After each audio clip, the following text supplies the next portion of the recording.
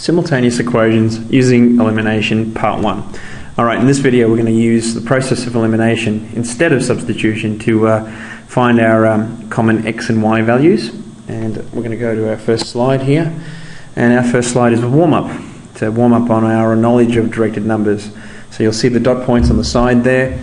The aim of the game is to add or subtract -2 and 2 in our first example to get to 0.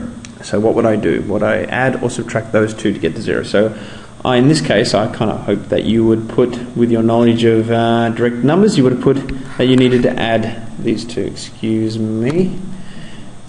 Alright, so I would add those two.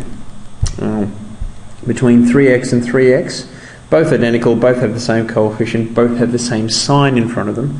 So you'd know that you'd need to subtract one away from the other.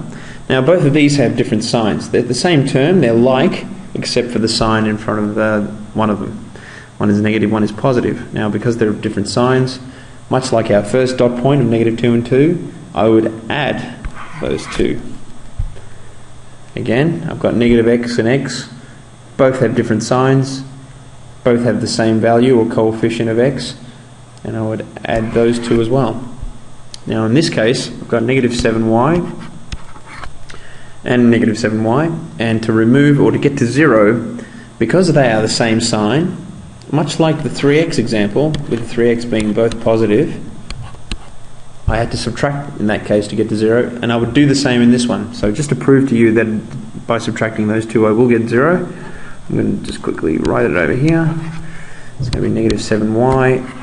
Take away a negative number has the same effect as adding, and I would get 0 in that case. So I would, when they have the same sign, I would subtract. So did I notice a pattern in this case? Well, when the signs were the same, whether they both be negative and negative or positive and positive, I subtracted. And when the signs were different, as in the first example of -2 and 2 and 2y and -2y and -x and x, I added. Okay, so keep that in mind when we do our first example. So just a summary of what's involved or what's going to be had. Elimination, or the process of elimination in simultaneous equations, involves the addition or subtraction of two equations to remove one variable. Now, keep that in mind when we actually do this question here. So we have equation 1 and 2. You'll notice that equation 2 looks different to the kinds of equations that you dealt with in 2i. In this case, we're not dealing with a y equals or an x equals. They look very much the same.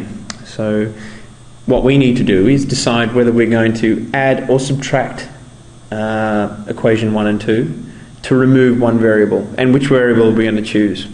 So I'm kind of hoping you would have seen this and identified straight away that y would be the easiest to remove, only because they have the same coefficient.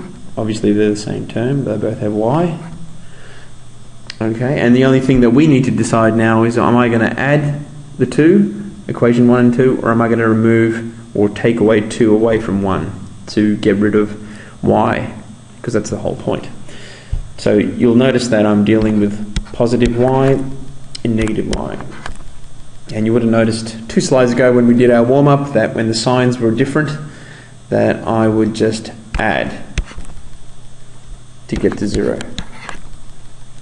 Alright, so by adding signs of two different variables, by adding variables with two different signs, I remove that variable.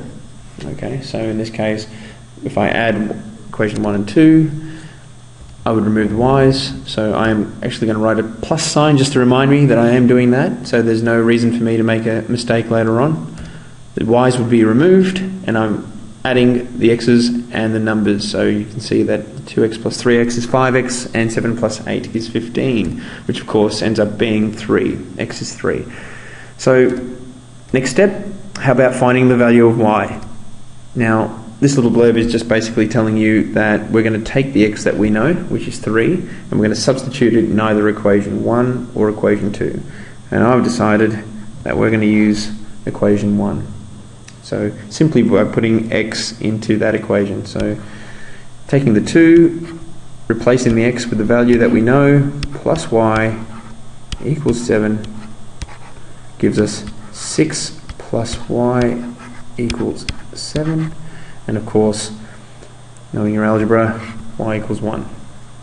So our set of answers, or our solution for these two simultaneous equations, will be 3 and 1.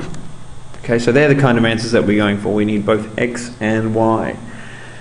Right, so going to our next example, you'll see here that we're dealing with, again, you can identify that both the y's have the same coefficient of 2, but they have different signs. So again, you have to decide whether you're going to add or subtract equation 1 and 2.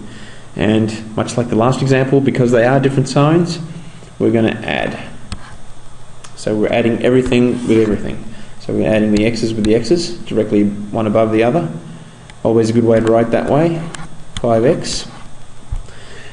So by adding 2y and negative 2y, we are removing those two, we're eliminating them. And 14 plus 6, of course, is 20, so x will be 4. Alright, so now, like in all simultaneous equations, we need a y. So we're taking that x, substituting it into one of the two equations. I'm going to choose equation 1, but it doesn't really matter which one you choose. I'm choosing equation 1 because there's an addition sign in there, and it's usually easier to deal with and less likely to make a mistake.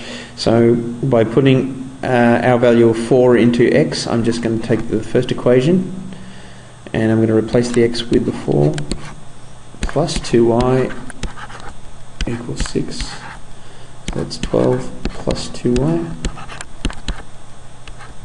And of course, if you go further on and apply your amazing algebra skills, you'll notice that y will equal to negative 3 when you get to that stage. I've skipped a few steps, but I'm kind of hoping you'll get that. So our two values, when we reveal the answer, should be x equals 4 and y equals negative 3. Correct. Alright, so the next one there, just to show you, we won't go as far into this question as the previous one. The first step is probably the most important, and that's just to eliminate the variable the correct way. So that's usually where the mistake is made. So let's have a look. We're gonna eliminate the x's in this case, because I hope you can tell that they both have the same coefficient. So that would make them the most likely, the most easiest to get rid of. So they both have the same sign in this case, whereas in the last example they had different signs. So in the last example we added because they had different signs. So one would think that we're going to subtract, and we would, because if we added negative 7x and negative 7x, we would get negative 14. But if we subtracted 2 away from 1, we would get 0. And that's why we do that. So 3y plus 4y is 7y. See, I've already made a mistake. I'm kind of hoping you didn't write that. And that is a common mistake that can be made.